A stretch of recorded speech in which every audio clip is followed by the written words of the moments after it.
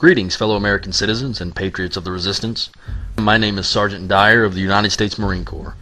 Most of you, however, know me as Charles, or July 4 Patriot of the American Resistance Movement. Today I'm here to speak to you about the state of our great Union, what the founders' intentions for this country were, and the lack of motivation that I see in our countrymen to retain the freedoms fought for so hard by their forefathers. I'd like to bring some of their thoughts to life.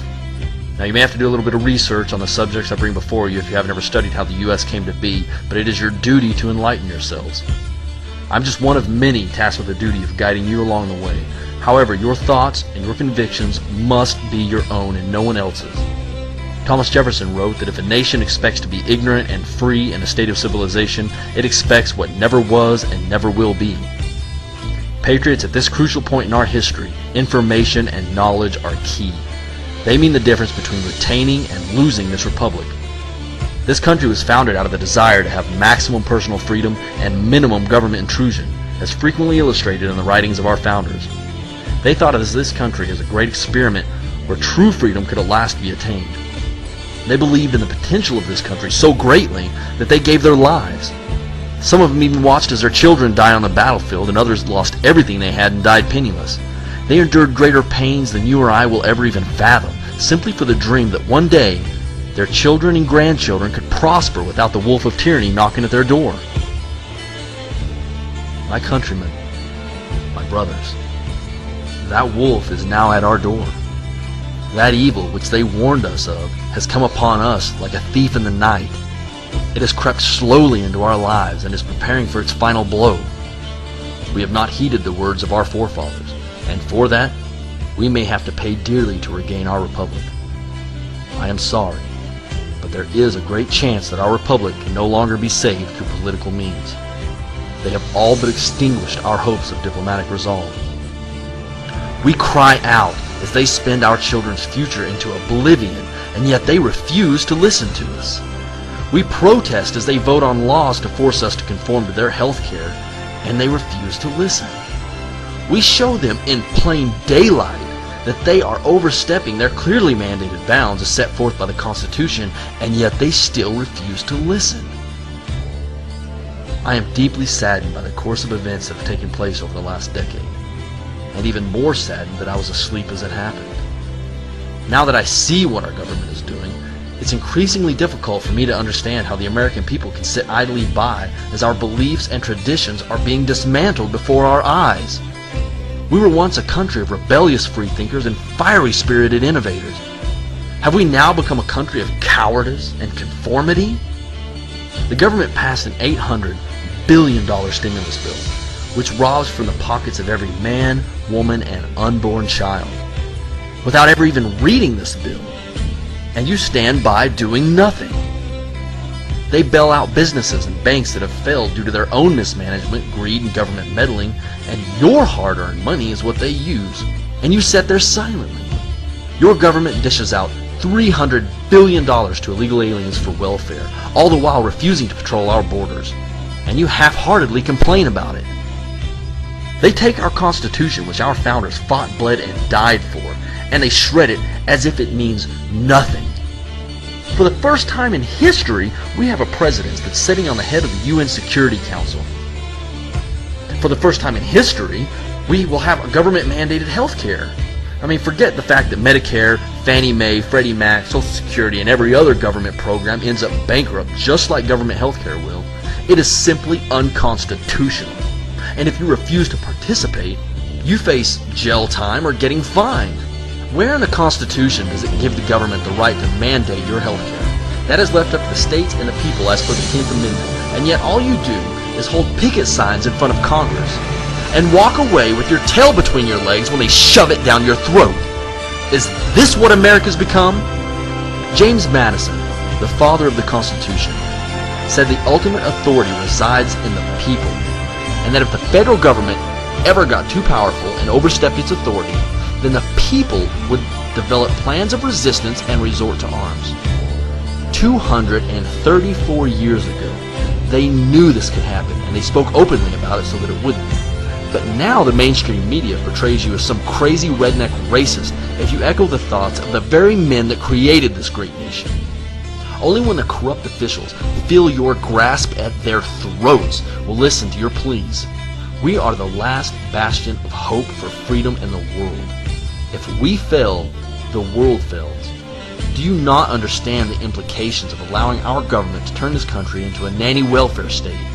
The founders warned us against the welfare state, where the government takes care of everyone from the time they're born until the day they die. They warned against confiscatory taxation and spending what we don't have.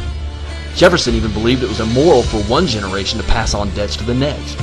As I've said before, this is not some game that you get a second chance at if you fail. If you fail to stand up and fight for freedom, then it will be lost forever.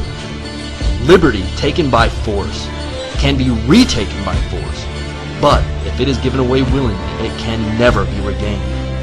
The federal government has already taken too much, and there's no sign of it stopping. They have no grounds to legally take away our rights and violate the Constitution as they do. Our Constitution was based on Cicero's natural law that states that our rights are given to us by a divine power, and no one can take those rights away. And whether you believe in a maker or not, it doesn't matter. It's an undeniable fact that our country was founded on this, by both Christians and pagans alike. They have crossed the line time and time again with regards to our civil liberties and the rights bestowed upon us by the Creator. And it is your right to draw the final line. Thomas Paine said the rights of men in society are neither devisable, nor transferable, nor annihilable, but are descendable only. And it is not in the power of any generation to intercept finally and cut off the descent. If the present generation or any other are disposed to being slaves, it does not lessen the right of the succeeding generation to be free. Wrongs cannot have legal descent.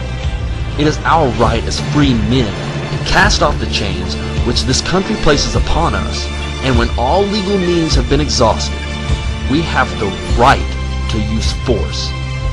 The very essence of being an American is deeply rooted in rebellion. Now, if the words that I speak sound treasonous to you, then perhaps you need to take a step back and take another look at this country and the ideas that served as its foundation. Perhaps you need to study your history a little more and stop listening to mainstream media. Chief Justice William Douglas, the longest-serving Supreme Court justice in this nation's history, stated that the right to revolt has sources deep in our history. You are not wrong to feel the way you do. You're not a bad person to feel anger toward the corrupt officials that enslave you through illegal taxation and unconstitutional legislation. To be prepared to take up arms to defend yourself is to love your country and freedom more than simply being alive. They'd have you believe that we're just a group of backwood rednecks without the ability to voice themselves, that resort to violence instead. The simple reality of the matter is that we are men from all aspects of life. We're doctors, we're lawyers, we're farmers, we're Marines. We're all around you and you don't know it because we are you. We are the American people. We are the American embodiment of freedom. We love, we laugh, we care for one another and value freedom of all man regardless of race, above our own well-being. And we realize that taking up arms against tyranny, as Thomas Jefferson put it, is obedience to God. Whether you believe in a God or not does not change the fact that our founders had an idea that this would happen and gave us the ability to stop it through the Constitution. Now, I repeat the quotes of our forefathers because it is imperative that the American people see that they were attempting to protect us from exactly what we face today.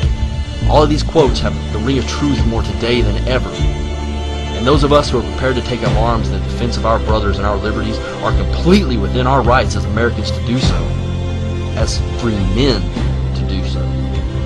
When the government finally stops listening to us, and it's become quite apparent that they are, then they are declaring war on our very freedoms, and we are left with only two choices: either fighting on our feet or living on our knees. I ask you today to cast off the stigma placed on you by the media, to cast off the chains placed on you by the corrupt officials. We must draw a line in the sand and stop moving it backward, or we'll find ourselves backed into a corner with no way to fight out.